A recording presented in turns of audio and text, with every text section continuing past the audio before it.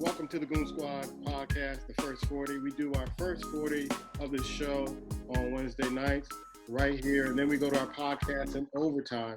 So check us out on YouTube and on Blog Talk Radio for our 90-minute overtime show where we talk about what we talk about here, but more in depth. How you doing, Ice Water?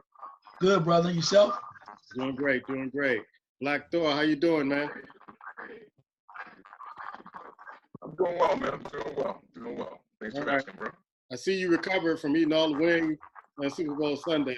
But we're going to go to that right now, man. Of course, me and Ice picked Kansas City to win, and the reason why is because what I saw Sammy Watkins do when they put Richard Sherman on him one-on-one, I'm like, oh, man, this is going to be a big play right here because I knew Sherman they were playing zone to me all day long. But once they got into man-to-man, I knew that Kansas City, they had to take advantage of it. So I'm going to go to Ice and then I'll come back to you. Ice, you recap on the Super Bowl. Yeah, from the standpoint of Andy Reid and his team making adjustments, but can we get some love to Eric Bieniemy? I'm serious. Can we get some real love to Eric Bieniemy? Because they were down by 10. They had to make some calls. They had to get their quarterback under control because he was a little bit shaky. I think the moment got to him a little bit. I mean, can't take away from San Francisco defense, but I think he was kind of feeling some kind of way because his balls were off. He was running for his life, and he just didn't seem like the same player. But San Francisco gave you all that they had. They played a great game. But near the end, I really don't understand when you're up 10 points with only so many minutes to go, less than 10, probably less than 7 minutes to go. And then you want to start to do that play action and be a hero. We're putting Garoppolo to win the game. You've been running the ball all day long. Yes. Why not keep running the ball? If they come back or they stop you, let them. They have to earn it. And I just did not understand that. And I hate to just throw that out at with Shanahan, but you ask yourself, did you really learn? There's nothing to prove. You proved to everybody that you could play a certain style, as ugly as hell as it was in the previous game. You passed the ball 8 times and you won. So if you get up by 10, and even if you're facing one of the top quarterbacks in a high-octane offense, let your defense play it out. And I think that they got a little nervous and some decisions were made. And Kansas City played real hard. They came out with a hell of an effort late, and opportunity was there, and they took it. They literally took it. And I'm just wondering from San Francisco, at some point, Shanahan, you have to learn. You have to learn what your strengths are. And, you know, the Atlanta Super Bowl was with Atlanta was one thing against Brady and those guys. But this clearly was a game when you were up 10. I thought they had the chance to really win. I just think what they chose to do late in the game offensively made a difference. And as you mentioned, that zone and then the factor. And I said to you before, I said this all the time. When you have the type of weapons that Kansas City has, and you particularly look for the one-on-one matchups, the Sammy Watkins of the world, quit being used in tunnel vision when you think about the tight end looking for Kelsey and always looking for Hill. When you start to look at guys like Sammy Watkins who can make plays, they are very difficult to handle. And I think that them opening up their eyes to looking for some other things helped them a lot. And again, San Francisco helped them with their failure to me, make the right call. All right, Black, we got you back in here. I remember texting that Shanahan is getting tight with the play calling. He's getting real tight, and they did some knee-jerk reactions. They're up by 10, then they're up by 4, and it just seemed like they were just out of character.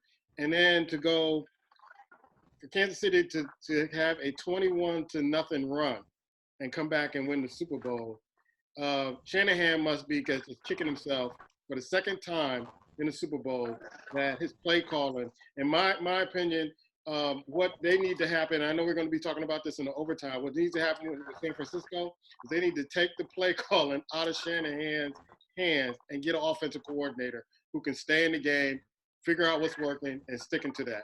One of the things that I saw in the Super Bowl, it was like you are right, Ice, that Pat Mahomes seemed to be a little tight. He was running for his life. What I thought was really good in the second half is they started running him out of the pocket.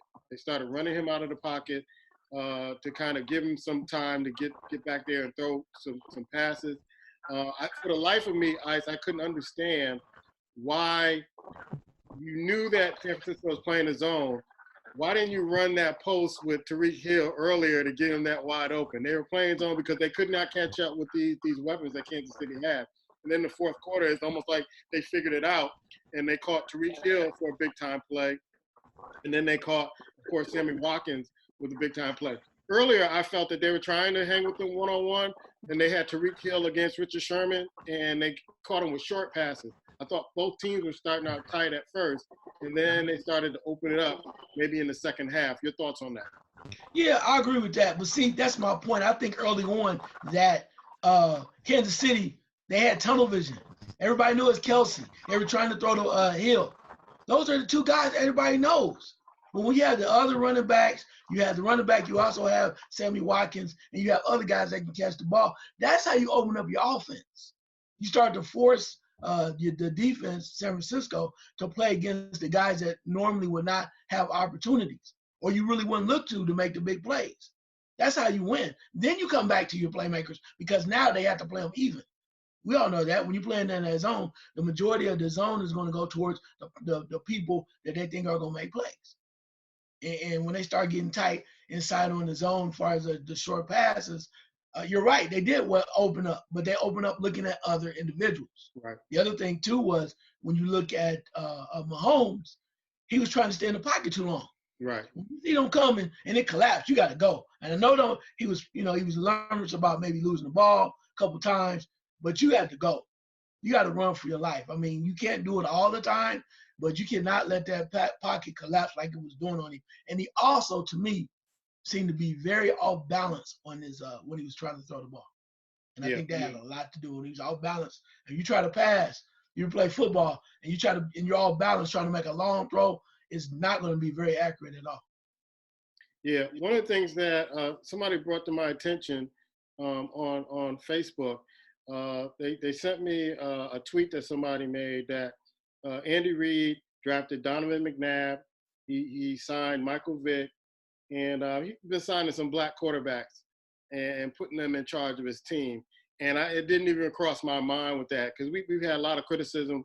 I know over the years of Andy Reid, but never gave him kudos for saying, you know what, I'm gonna put a black quarterback at the head of my offense. And so it totally kind of caught me off guard because I never really thought about that. But yes, he did. Ice, what do you think about that? Andy Reid, black quarterbacks, man. He's been riding with him for a long time.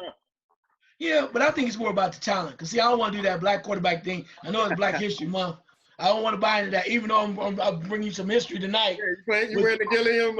Yes, sir. Jefferson Street, Joe Gilliam, Tennessee State, Pittsburgh Steelers. Yes, sir. But the whole point of it is I want to give him kudos, Andy Reid, that is, for recognizing talent.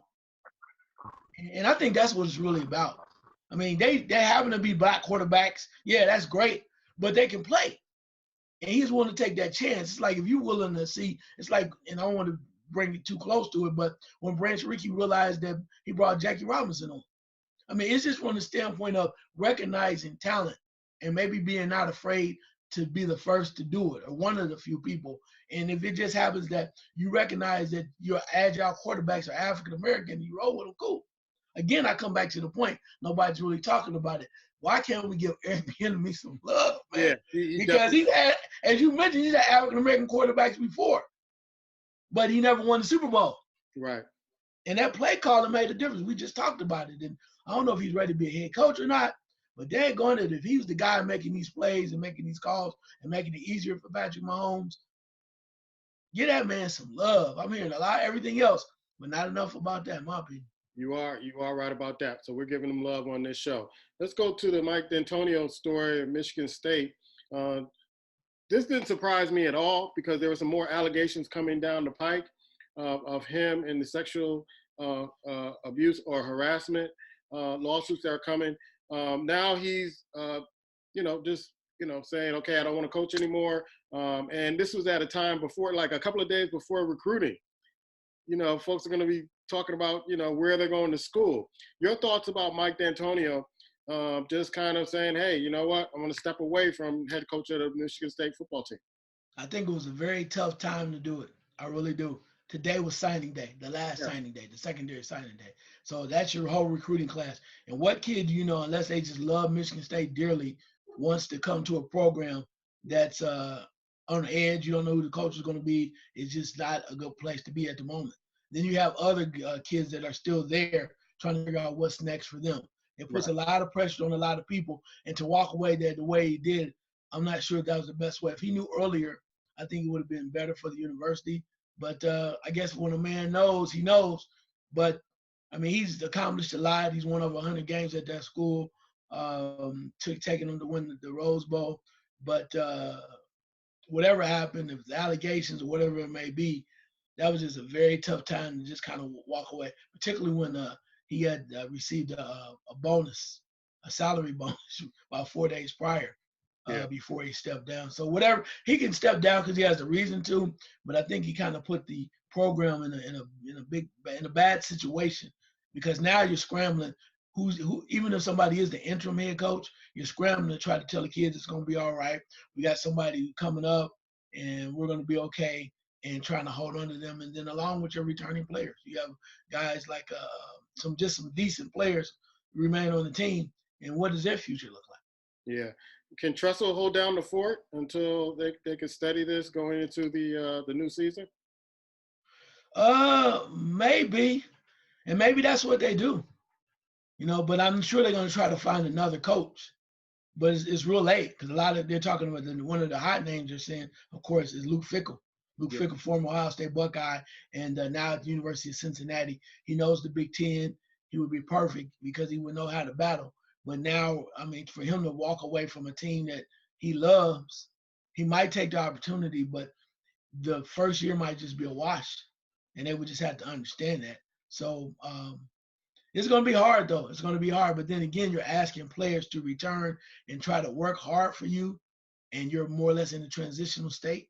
The only way I can see this might happen is if you kept a lot of the coaches that are still on the staff that people liked, and you roll that way. But I think the players deserve some explanation. They deserve honesty, and they deserve the opportunity to leave if that's what they want to do because of the situation. And then let the chips fall where they may. And then you go out and find your real coach. I had heard before that perhaps what you do is you have the interim coach for a year, and then you have maybe then at that point Luke Fickell will say, "Yeah, I'll come." Yeah. But there's no guarantees. I said at the beginning of this conversation about this subject that I wasn't really surprised because things were getting real hot in that situation with the lawsuits coming and being sued. And I think he made a choice. And I know he says, hey, I'm stepping away because I want to spend more time with my family. But I think his name was going to be dragged through the mud so much that it'll probably affect his family, things of that sort. It'll probably distract from him even coaching and trying to kind of keep that away from the team.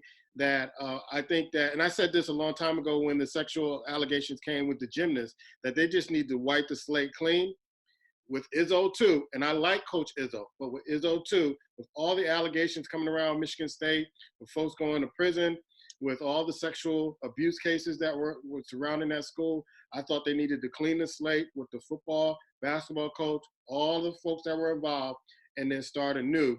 And instead of going this route where you're kind of leaving people in limbo, whether or not they're going to play, stay, you got recruits, all this stuff 2 days before the signing day, and folks are kind of going to with their second choice if Michigan State was their first choice.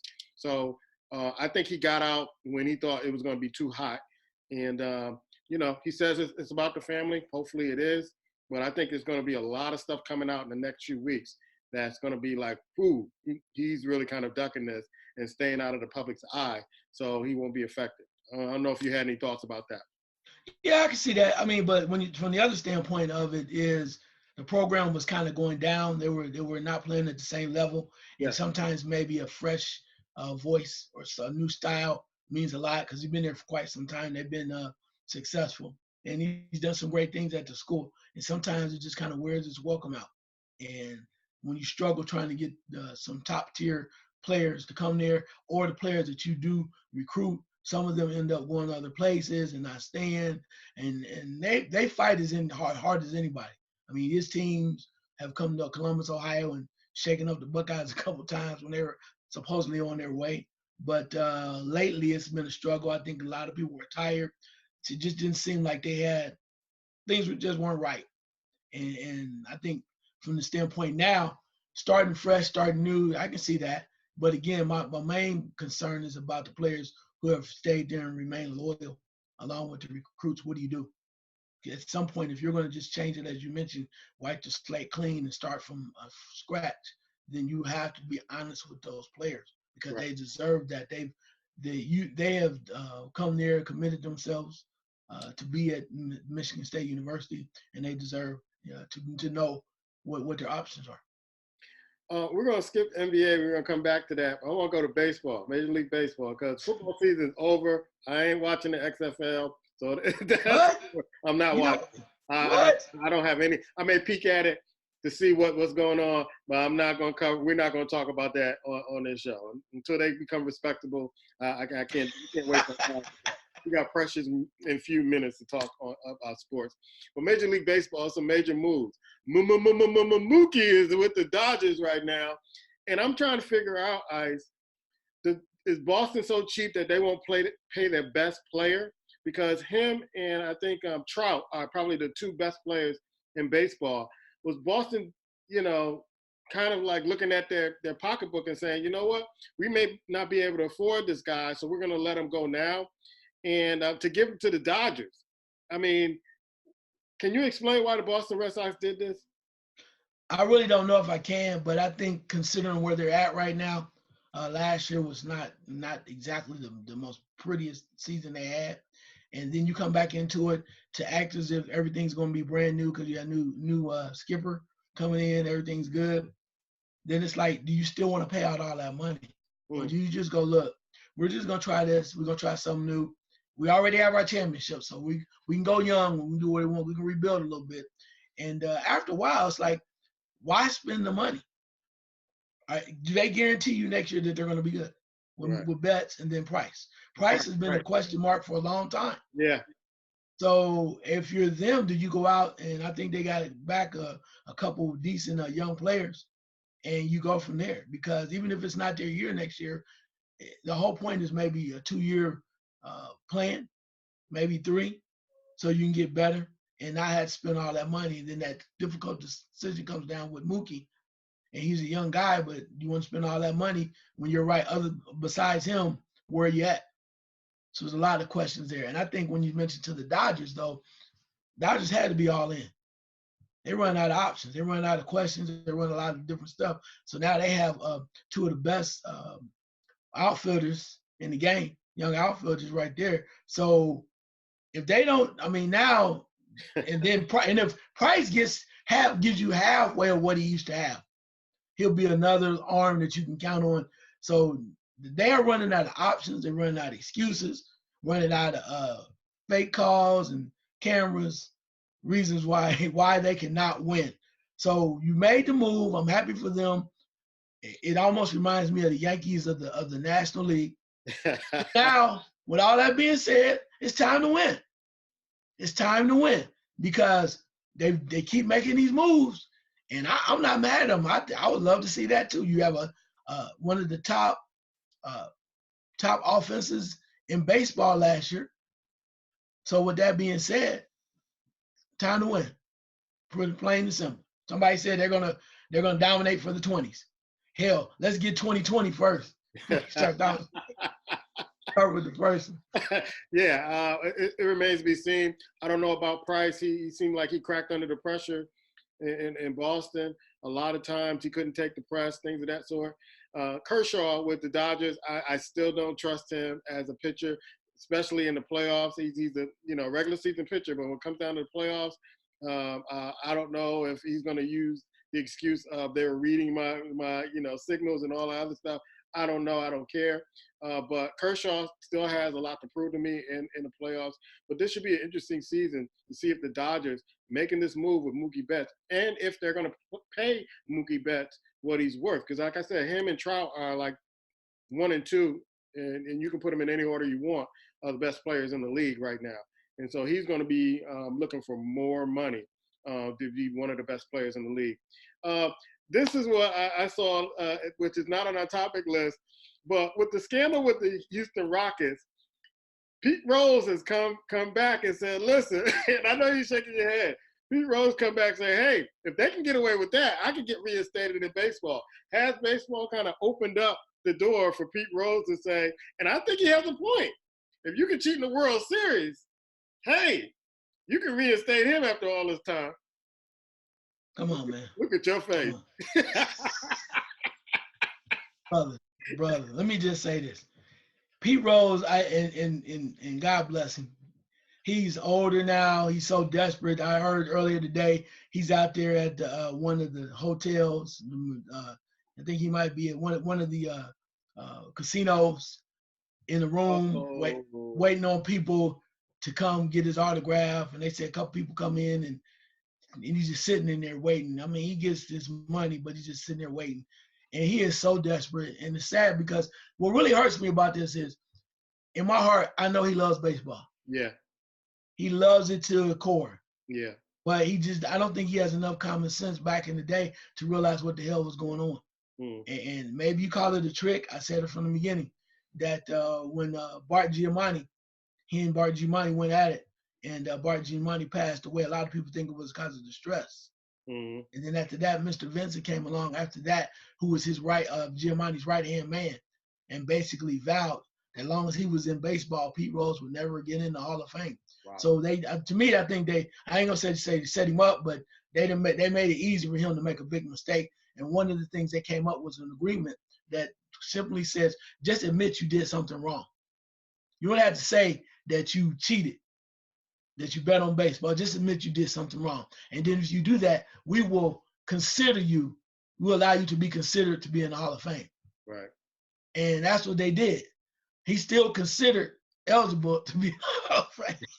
But he never, and it's not funny. It's sad is what the hell it is, but it is hilarious in a way because somebody should have told him, don't do that, because I truly believe, and I feel sorry for him to a point, but I truly believe if he had said, no, I'm not signing that paper, the fans would have demanded that he got in. And he probably would have been in shortly, probably less than 10 years after that, because the fans would have said, you have no proof that he did it. You have any true proof? You notice they never really said that. Right. But I think, unfortunately, he was a victim of greed and circumstance where he was so desperate to get in. They're going to let me in. Man, still not in. And he signed that paper. That's the sad part. So here's my thing real quick on that. And he might be gone, pass away by then. If Barry Bonds and Clemson steroid allegedly crew get in, then it's time to let Pete in. Let everybody in at that point. That's gonna be a long time. But I don't think it's gonna be a long time. You'd be surprised. But when they get in, Pete should get in. Wow. That I'm thinking, and the irony of this, I think that they're gonna wait until he passes away before they put it seems that way, doesn't it? It just seems like he'll probably get in right after he dies the next day. Pete Rose is in. Because it just seems like they're not going to give him the satisfaction to kind of gloat and say, I told you so. They're not going to give him that. They're not going to give him that. So it might be when he passes away, and it'll be a smack in the face to the family to bring them in, like, yeah, we're going to let him in now. I don't know. It's just, but he broke the one rule. You're not supposed to bet. And he bet on his own team. Yeah. Somebody said that's not a bad thing. What the hell do you mean? You control the situation. You're the manager. How can you bet on your own? That just shows me his lack of common sense. And it hurts me because that's what a lot of athletes don't have. They're hellified athletes, but they have no common sense. Even if I'm not saying young people, young boys and girls do not follow this rule. But you're not supposed to cheat. But if you do, don't tell nobody.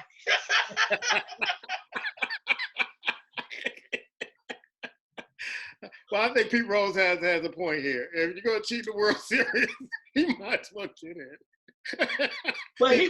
he would have cheated with the cameras, and then he would have bet on his team. Come on, man. We're going to move on to the NBA. We're at the halfway point. Black is back on the screen. Black, you got everything straightened out, brother? I hope so, man. I apologize for it. Yes, I don't you know what did. happened, man. There you go. You got it. Somebody tried to sabotage me over here, man, but that's all right. We fought through it. Well, we can go back a little bit. Super Bowl, man. What were your thoughts? I'm gonna make it real quick, man. I mean, it's a very good game. I was impressed with how Kansas City battled back, but they had a lot of help from Shanahan. I just can't believe the way he basically inside a game, how you lose focus on what's going on. I heard you said, earlier where they need a higher offensive coordinator. Realistically, bro, he need to go offensive coordinator. He need a head coach. He's not a game time head coach. He's proven to you he's just not. He doesn't make the right decisions. It's amazing when you have your general manager upstairs in the booth telling you to take a timeout and you don't know to take a timeout. I'm not even gonna talk about this. I'm not even gonna talk about it before halftime. And it's amazing if you don't have that much trust in that quarterback, you got to cut him and get somebody else. But here's what I found to be real interesting. At the end of the game, it's 4th down and 10. The clock is running. 10, 8, 9. No one, him or the quarterback, had the thought process. This game, this is the last play of the game potentially. To call a timeout. And it's like, what are they doing? What are they thinking? So it's like they don't have that mentality. And I think if anything, to me, everybody talk about Jim Garoppolo, those are dump passes he was basically throwing. In my opinion, he's a system quarterback. A New England system quarterback. He can throw those short play action passes. You take him outside that, he doesn't have much, man. But Kansas City battled back. They deserve to win. I heard you guys talking about the black quarterbacks. I'm not going to get to that, like Ice was saying too. Andy Reid just sees talent, bro. He doesn't see color. He just sees talent. He goes out and he grabs it. And he does a hell of a job when he finds talent. And for a long time, most general managers and coaches, they look at the quarterback as should be a white position, and regardless of the person's talent. And the same thing to Ravens, man, because of the general manager that they had, that was there, Ozzie Newsome.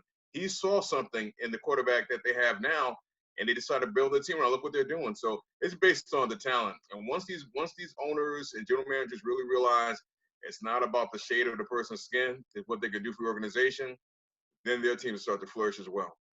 All right. While I got you here, man, the Knicks, Dolan does some firing with the Knicks. They still don't get it. It's him. You got the whole stadium saying, sell the team, it's him. And he's thinking that people are going to come to the Mecca of basketball. They're not coming until he goes. What's happening with the trading deadline and what the Knicks are doing? And then your basketball eye test from halfway throughout the season. Well, the Knicks trying to get Kuzma, man. I don't think it's going to happen, but they really want Kuzma to come play for the Knicks. I don't think they want to give up Morris. That's not going to be enough for LA probably to give him up. You know, it's interesting. Dolan is not selling the team, and that's not going to happen. I agree he needs to, but I'm not mad at him for firing Mills. I'm really not. Mills go way back to Isaiah Thomas. Mills should have been fired years ago. So I think that, in a sense, I think it's a good move. He wants a general manager of Toronto, but realistically, man, you're dealing with a guy, basically, they said this one day last week. The reason why the NFL does not have the draft anymore in New York is because of Dolan. He ran the draft. Yeah, he ran the draft out of New York because he wanted to have it. I think it was something he wanted to have at the Garden. The Knicks, not the Knicks, NFL wanted to move it to the Garden instead of Carnegie Hall. And I guess he talked to people at Carnegie Hall, and they kind of pushed him out of New York. And that's why ever since the NFL been moving it. So it's like he's an idiot, bro. Everybody knows he's an idiot. And he's not selling that team. And when I said this years ago, we've been in the air doing this show for a while, and I said this beginning of when we started this show. If the Knicks fans get smart and stop going to the Garden and let it be empty, then the Knicks are not never going to turn around. Stop going. Stop selling out every night to watch bad basketball. Stop it. When Spike Lee and the rest of them realize it's not the place to be, it's not about me being there sitting in an expensive seat and everybody looking at me, then the franchise will turn around. Until that happens, we're going to be it's going to be the same thing we're looking at night in and night out. He's going to keep on moving people in and out because at the end of the day, they're selling 19,000 seats every single home game to watch that madness. Wow. To watch it. That's what it comes down to. Wow. Ice, give me your eye test, the trading deadline, and the Knicks debacle. I mean, firing a guy before the end of the trading deadline. I don't think anybody's going there. And no, Dolan won't sell the team, and they haven't figured out that he's the problem. I'm gonna make this real quick with the New York Knicks. I'm sorry, y'all. I'm sorry. That's all I'm gonna leave right there. No, you're not. Yeah, I'm sorry. I'm sorry. That's all you can say. I'm gonna let y'all. You guys are the fans. I'm gonna let y'all deal with that madness. It doesn't really. It's totally almost irrelevant to the rest of the league, except for people that are New York Knicks fans. Right. Everybody else is like, that's a damn shame.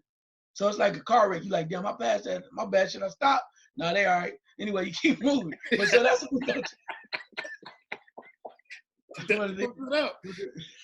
The rest of the league, though, amazing what happened. Houston making the trade, getting rid of Capella, moving them off, and they really didn't play, and you pick up Covington. They're just playing strictly small ball. Nobody's playing any defense. Covington might be the best defender coming out in the trade. And I don't understand it. I mean, you have Chandler. I don't understand. At some point, you got to play half-court basketball. And I don't know, maybe this is the coach's last year. He's just trying anything that's possible. But I don't see what they're going to do, because as soon as they get to the postseason, they're going to be in trouble, going to be in some serious trouble. Iguodala moving from on the bench or not even in the building in Memphis to Miami, I think it is a very shrewd move. It's a smart move. Kind of shows me that Miami wants to win. They're working hard, pushing through. Jimmy Butler, man, I know y'all love him or hate him, whatever it is. The man comes to play. You watch what Philadelphia is doing. Who are they going to blame this time? Is it Jimmy Butler's fault now? I mean, you look at Tobias. Tobias is a nice player, but he simply doesn't have that leadership capability. And then you still have Simmons and Embiid getting each other's way. I don't understand it. And they made these moves. Is the big center? What's our center we got from Boston? Is he even on the squad? It's just a lot of that they picked up. Horford from Boston. Yeah, Horford. Is he even playing? So that, I mean, after a while, it might be time for the coach to go. But then again, they said they need some shooting. They talked about looking at a couple other guards. But with somebody that at least he can hit a couple threes if he's still able to shoot the ball. And that's I'd be looking at Jamal Crawford. Hell, you ain't got nothing to lose. Black don't like the old players, man. Look, hey, the new ones aren't doing anything. Shit, the Philadelphia, I mean, what? They just got overtaken. They're in the 6th spot. Pacers in 5. Soft. Even the players admit Black is soft. It's interesting. That's the thing that kind of bothered me. I saw Simmons say that yesterday, or Redham said that.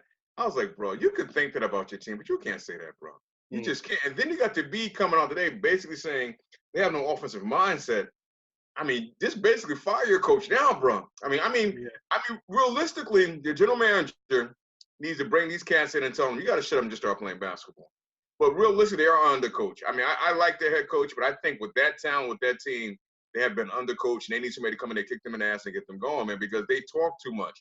They're in their head, think they have arrived, but they haven't. But let's be honest, man. Simmons is the same player he was last year, bro. The same player. He can't shoot. He didn't work on his game. I know he didn't go out of the country, but he hasn't done anything. And at some point, until he really decides that he wants to be that player to go to the next level, they're always going to have this, bro. No matter who they bring in, because whoever they bring in, they're not going to allow them to be their team.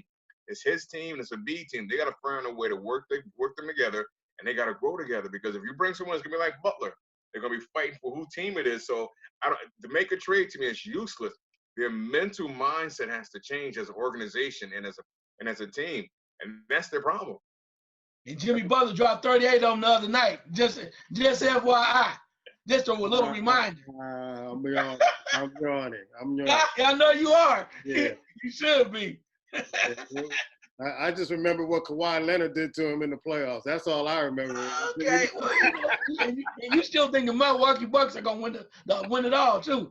Hey, we're gonna see about that one. Until they prove it wrong. We'll see about that too. They rolling. What do you guys think about Zion Williamson, man? He started playing last week, and he's been turning a lot of heads. Black? You know what? I still want to give him a chance to kind of find his way. He's turning some heads, but that's not surprising to me. I want to see him in a couple of months. I know one thing. ESPN need to slow it down with their, they said he's one of the elite strength players in the league. You got to be kidding me, man. The brother hasn't played longer than 3 weeks. ESPN, slow down. I know you want the next LeBron James, but damn, give him a chance.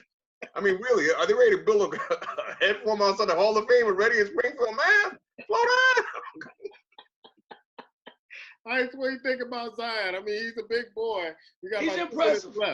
Impressive. Let me just say, very impressive. He needs to lose some weight, bro. Because I see a train wreck happening. I see a train wreck happening. You cannot just do what he's doing and so much on that body like that, man. It's 82 games against these grown men. I mean, he's amazing. He can jump. He's shooting threes. But I just want to be a little more healthier, and I don't want to get on him because we talk about BMI, body mass index. I don't want to do all that. But damn, bruh, as he gets older, it's gonna be hard to carry all that weight and still doing what he does. Amazing player, but like Black said, you don't crown him yet. Let him earn it. Don't crown him yet. True. ESPN they have a history of just crowning people. Tebow, and anybody that comes around kind of show any kind of, promise, they just crown them. And it's unfair. It's really unfair. They're interviewing them, doing specials. They running promos on them. Give them some time. This year is a wash. All right, we're going to head on to the podcast on Blog Talk Radio. Meet us every Wednesday on Blog Talk Radio, the Goon Squad Sports Radio podcast. We're there every week. 90 minutes we call overtime, so we'll catch you over there. But look for this show on YouTube, The First 40. We'll talk to you later. Take care.